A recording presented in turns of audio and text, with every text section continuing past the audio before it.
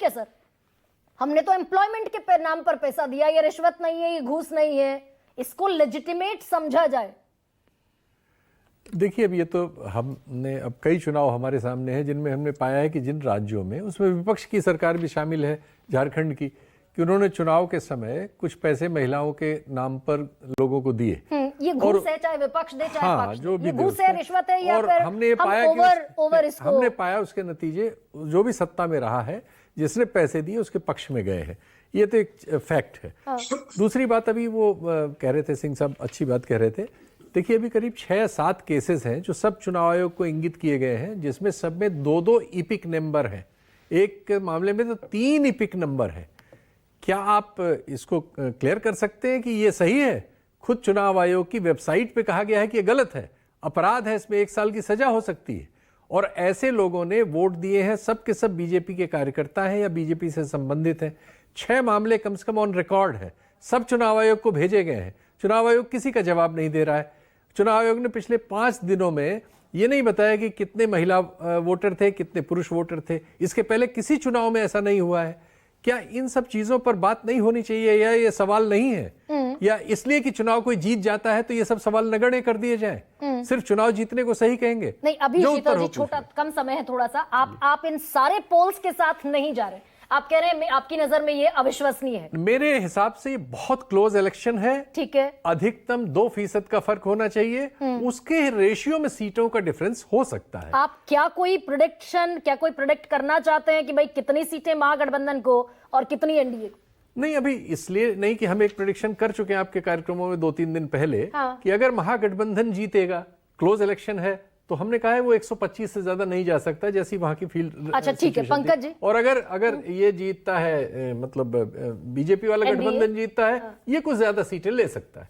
ये हमारा प्रेडिक्शन था। पंकज जी, ये दरअसल क्या तेजस्वी का चेहरा और नीतीश कुमार का चेहरा ये एक दूसरे के आमने सामने रख दिए गए, ये इलेक्शन का दरअसल ऐसा पॉइंट साबित हुआ क्या जिसने इस पूरे इलेक्शन का नतीजा तय किया है? देखिए, तेजस्वी का और नीतीश कुमार का चेहरा तो आमने सामने था, लेकिन उसके साथ ही नरेंद्र भाई मोदी और राहुल गांधी का चेहरा भी आमने सामने था। ये दोनों फैक्टर हैं जो इस चुनाव में काम जिसने किया है। और जैसा मैं शुरू से कह रहा हूं कि महागठबंधन बढ़त लिए हुए है एनडीए से, और पहले चरण के मतदान के बाद तो मैंने स्पष्ट कहा कि महागठबंधन बहुत मजबूत स्थिति में है, और 128 से 134 मतलब 130-35 के बीच सीटें महागठबंधन को मिलेंगी दोनों फेजेस में मिलाकर। तो आप ये कह रहे हैं कि यानी कि कुल मिलाकर आप 128 से 135 अगर कह रहे हैं, यानी कि दूसरे फेज में महागठबंधन ने डेंट पहुंचाया है एनडीए को पिछली बार के मुकाबले। बिल्कुल पहुंचाया है, बिल्कुल पहुंचाया। पिछली बार 49 सीटें थी।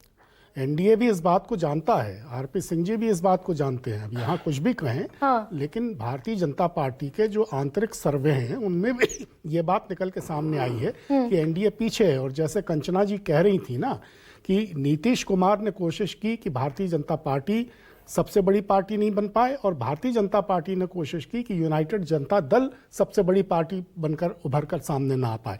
तो ये जो दोनों के बीच की कशमकश है, उसका बहुत बड़ा नुकसान एनडीए को उठाना पड़ा। तो ये तो बेसिकली इसी को रेप्लिकेट कर दीजिए महागठबंधन में कि कांग्रेस पार्टी 60 सीटें जबरदस्ती सीट शेयरिंग में अपने नाम करा ले गई, और दरअसल 60 सीटों में से स्ट्राइक रेट कितना होगा कांग्रेस का? कांग्रेस भी कमजोर कड़ी के तौर पर कंसीडर की जाती है महागठबंधन। जबरदस्ती अपने नाम नहीं करा ली गई, ये भी मैं बात बता चुका हूं कि किस तरह कांग्रेस को, देखिए राष्ट्रीय जनता दल ने बंटवारे में कांग्रेस को सबसे कमजोर सीटें दी। इसका मैंने बड़े विस्तार से इस बार भी मैंने बताया। 61 सीटों पर कांग्रेस लड़ रही है, उनमें से 9 पर फ्रेंडली फाइट हो रही है, बच गई 52 सीटें।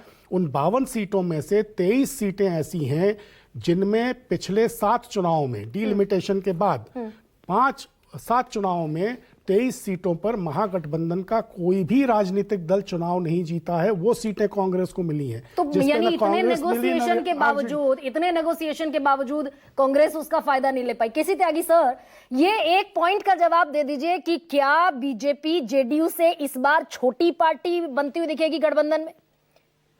जेडीयू बेहतर करेगी बनस्पत बीजेपी के? मैं तो पहले ही आपसे कह दिया कि जेडीयू का और बीजेपी का जो गठबंधन है, हाँ। वो आज का गठबंधन नहीं है। बीजेपी की सीट भी हमारी है और हमारी सीट भी बीजेपी की है। छोटा सा और ये सर, छोटा प्रचार सा। जो है ये गलत, ये प्रचार गलत है कि नीतीश कुमार समर्थक मतदाताओं ने बीजेपी को कमजोर करने का काम किया।